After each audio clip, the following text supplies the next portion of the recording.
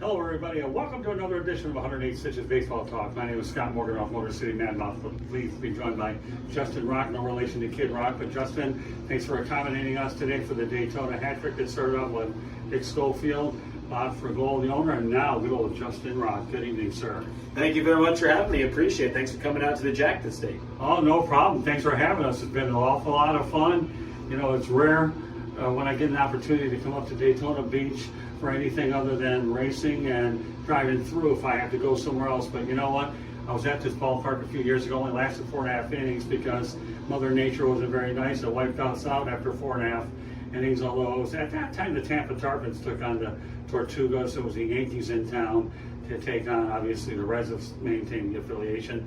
But now the Miami Marlins Jupiter Hammerheads squad once again takes on the Daytona Tortugas, once again affiliated with the Cincinnati Reds. So tell me a little bit about your background and the road, Justin, over to Daytona. Well, I grew up in New Jersey.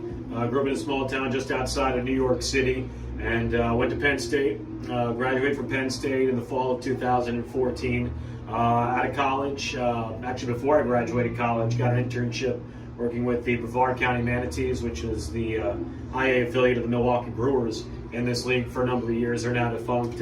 After I finished up there, went back up, finished my last semester of college, graduated, ended up working 2 years as an intern with the Tennessee Smokies, the Cubs AA team, in the old Southern League. From there, spent 2 summers working in the Appalachian League. In 2017 with the Johnson City Cardinals, 2018 with the Greenville Reds, and that last summer in Greenville helped lead me down to Daytona Beach in 2019. So this is my second season down here. Would have been here in 2020, but obviously the COVID pandemic and other things in mind. And also during the winter, I go back up north and I work at West Point, the U.S. Military Academy, as the play-by-play broadcaster for their women's basketball team and other various sports that go on there during the course of the winter.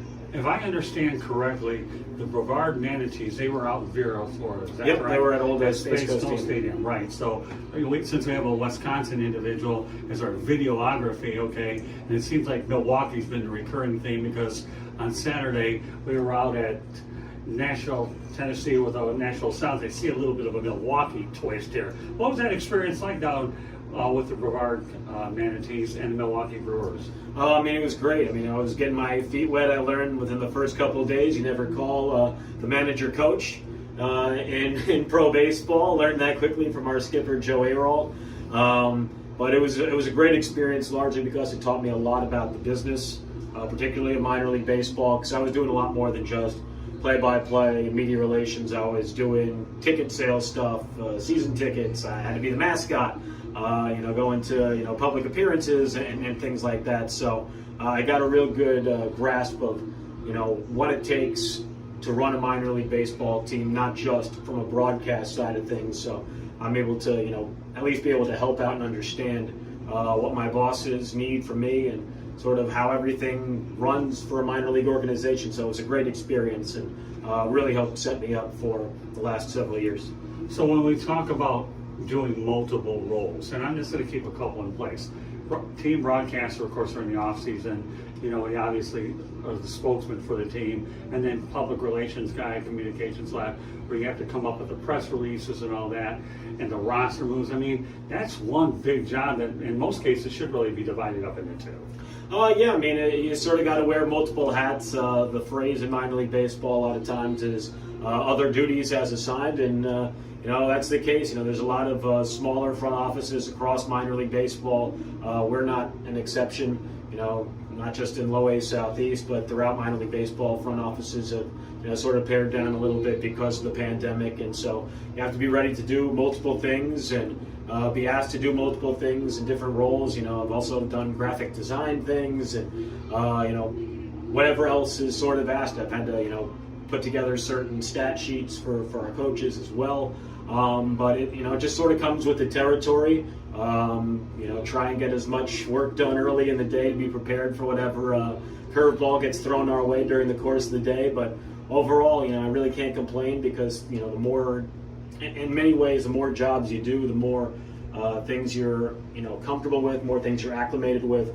And once that's the case, there's more things you can, present yourself as being able to do to not just your own team, but also, preparing for potentially down the road as I try to climb the ladder as well. Well, it's amazing. You said earlier today when I spoke with the owner, you were born in 1992. Is that correct? That is correct. Well, let me tell you, in 1987, folks, I was the Director of Public Relations for the Gastonia Rangers out in the South Atlantic League. Now, I realize that was like a few years before they even thought about you, but if you've ever heard of Sandy Sosa, Juan Gonzalez, and about 10 other guys that went on to be major leaguers, we lost about 90 games, and I did the public address, did the sales, you name it. I know what it's like to wear multiple hats, folks. I respect what this guy is doing. So, and that's the thing that we understand, that in minor league baseball, more responsibility is thrust upon you. Yeah, I mean, it's just something you have to, be ready to deal with. There's always going to be something different every day. There's going to be something weird that might happen throughout the course of the day. So, when I try and get home, from the game, I try and do a little bit more work in preparation for the next day before, I go to sleep for the night, just to, be ready for whatever may happen. There could be a major roster move. Weather could end up being a factor. And there's just so many different things that happen at a minor league ballpark during the course of the day, even before the game, let alone the game itself. So you always got to be prepared, always got to stay on your toes. And luckily, I work with an organization that is very understanding of all the different responsibilities that are not only asked of myself, but my fellow coworkers and teammates here with the team as well. So that always helps to know that, some days are going to be crazier than others, but they're going to understand why you're doing certain things. As a broadcaster, are there any particular broadcasters that you idolize, that you try to take a little style from? Everybody has a person growing up. I know with me it was Ernie Harwell for sure, and a bunch of other ones, but Ernie was the guy that folks went ahead and patterned myself around. And of course, the owner, Bob Motormouth, okay, the guy stealing my thunder earlier, obviously knew about her. But what about you, Justin? There's so many. Luckily, growing up in the New York City area, I had a lot of outstanding broadcasters to sort of follow along. John Sterling with the Yankees on the radio network has an amazing voice. The Mets broadcasters do an amazing job. Howie Rose, Gary Cohen. Even when I first started watching baseball, I still had Gary Thorne and the late great Bob Murphy. And every now and then I'll throw in a little tip of the cap to him, just talking about the happy recap after the game if we win a ball game, because my mom grew up a big Mets fan, so followed along with that trend. But those guys on the baseball side, of course, the great Vince Scully, the beauty of technology with Major League Baseball.tv, being able to watch and listen to guys like Vince Scully. I think the Reds broadcaster is doing an amazing job. Tommy Thrall and John Sadaks in his first year as a play-by-play guy there. But on the baseball side of things, really Vince Scully, the Mets and Yankees guys that I listened to growing up, definitely have taken little bits and pieces from really all the different broadcasters I listen to. Joe Buck nationally, I think, does a fantastic job. Joe Davis, who's now the guy with the Dodgers. There are just so many great voices in baseball, even in the minor leagues. Mick Gillespie, my boss with the Tennessee Smokies, really taught me how to be a professional and the way to handle myself, not just on the air, but off the air in this role as a broadcaster. So thankfully, there's been so many great voices out there, including the late, great Ernie Harwell, that I've been able to listen to and take bits and pieces here and there, whether it be the way they phrase something, vocabulary. The list goes on, and I'm just very lucky that technology is such that I can listen to so many different people and learn from so many different guys. I think what's so interesting, folks, and I've talked to a lot of young fledgling announcers throughout the course of the summer, and I think the thing you have going for you is not only do you have the audio, but you have everything done through minorleaguebaseball.com. So it looks like your voice and face can be circulated throughout the entire world, the technological world, doesn't it? Yeah, it's a wonderful thing that, especially for our players and their families and their friends. They're from all over the place. We've got kids from as close as the state of Florida here, and as far away as California. We've got a kid on our team that grew up and was born and raised in Italy. Guys from Latin America and they've got family and friends all over, and wherever you are on the globe, you can tune in and listen to the ball game, whether the family be on vacation. I mean, even our owner Bob Fragol, will be listening on his phone, and he'll call me or send me a text message where he's listening to a game from, with whether it be friends or just his wife Lori, and they'll be listening. It could be out in Europe in 2019 or somewhere else around the state of Florida here in 2021. But it's a wonderful thing that our broadcasts can be picked up really anywhere you have an internet access. 2020, no baseball. What did you do? Tried to find ways to stay busy. I mean, it was a weird summer. I was about 3 or 4 days away from coming down here to Daytona Beach when I got an email saying, it was the night after that Thunder Jazz game where everything sort of started the ball rolling and, shutting down the country. And I was getting ready to send an email the next morning to ask, hey, what's the deal? What's the plan? And before I could even get up and send the email, I had one in my inbox saying, don't go anywhere. And sure enough, that afternoon, Major League Baseball put pause on the season. And sure, within a couple of weeks, the game, the season was put on hold, and, eventually the season was ultimately canceled. So didn't really do much of anything for the first couple of months. The first actual month of April, I was basically quarantined in my apartment for the entire month.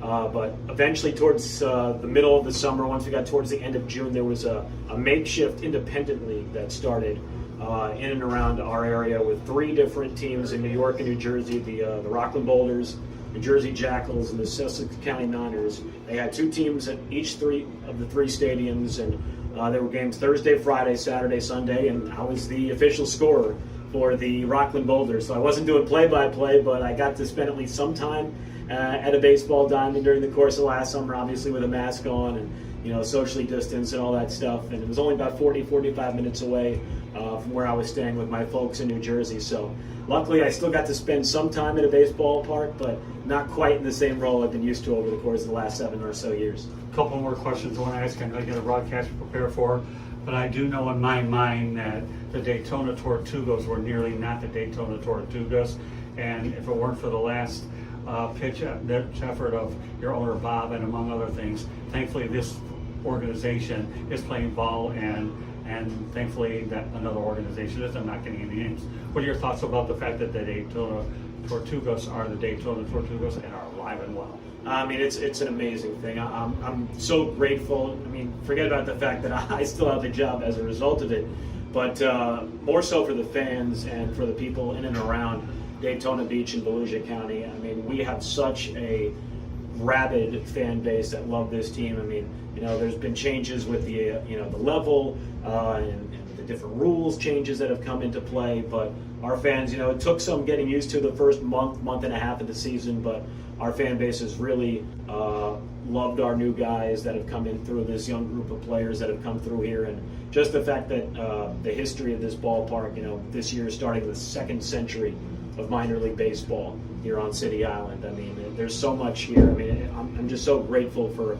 the fans that we still have baseball down here. And it's actually kind of funny, when the first report came out that they were paring down minor league baseball's teams and saw that our team was on the list. I was at a friend's apartment in New Jersey, and I was actually in the same apartment when I got the email saying that we were going to be a part of the minor league system in 2021, and was a very confused friend when I threw my phone up in the air and started screaming and told him we were safe. We were safe.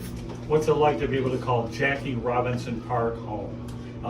It's special. I mean, it's so fun being able to tell the story and the history of this ballpark. I mean, before the season even began, one of my projects was creating a running list of all the ball players, major league guys that have played here in the minor leagues, whether as a rehabber or on their way up, that ultimately made their way to the major leagues. And there are over 300 some odd names, dating back to the 1920s of guys that came through here, including Stan Musial, who played here as a 2-way player, as a minor leaguer. He was a pitcher and an outfielder for the Daytona Beach Islanders back in the 1940s. So there's so many amazing players, legends from older times, new age superstars that have come through here. So to have all those different names and different talented people that have come through and be able to tell the story of the ballpark is really something special. Describe what it's like here in Daytona Beach with this fan base and the energy around the city. I mean, it's amazing. I mean, I was talking with one of our new players the other day, Ruben Ibarra, who was just drafted out of college, and he got a near standing ovation for a foul ball he hit. And he said, the adrenaline rush he got from the crowd, just cheering something like that was a moment he'll never forget. And it was just a foul ball on, his first game as a member of our team. So to have that, crowd reaction, there's quite a few teams in our league, unfortunately, that don't draw a whole lot of fans. So, when we have big moments and have, moments that call for, high anxiety, high intensity, our fans are always there to sort of meet the moment. Even early in the season, we threw a no-hitter when we still had attendance restrictions here, and our entire crowd stuck around, and, it sounded like it was a sellout crowd, even though we probably only had a little over 1,000 fans in the ballpark. So to have, that crowd noise as the backdrop for my broadcasts, I'm incredibly lucky to have this fan base behind us. Do you guys draw a lot of fans here? Absolutely, we've been top 2-3 in the league for many, many years.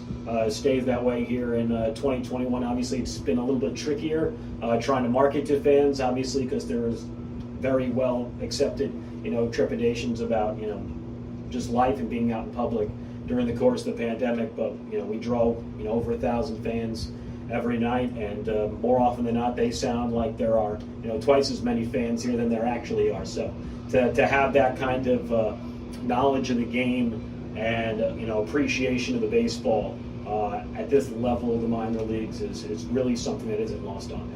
And two final questions here. Do you ever get a chance to enjoy world famous Daytona Beach? Every now and then, it's a little bit different this year with the 6 days on and then the 1 day off. So that 1 day off, you're trying to do food shopping, do laundry, and do all these different things that you don't have a chance to during the week. So my time to explore Daytona Beach isn't quite as much as I would like to. But luckily, I got a lot of great people that I work with here that point me in the right direction of where to explore when I do have that free time. So hopefully I'll get more time to go down to the beach after a season comes to a close.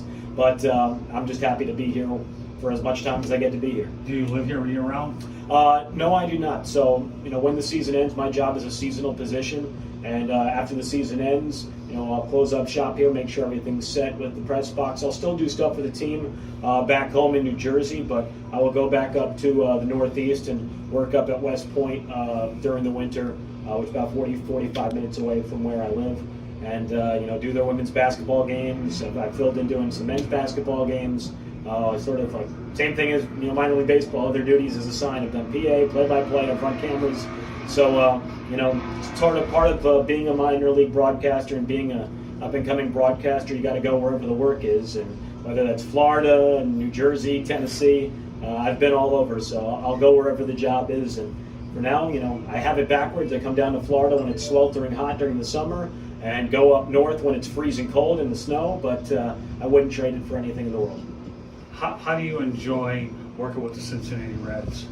It's amazing. I mean, the organization has been so good to me from the media relations standpoint to people on the player development side to people who are just working in assistants and administrative roles with the organization.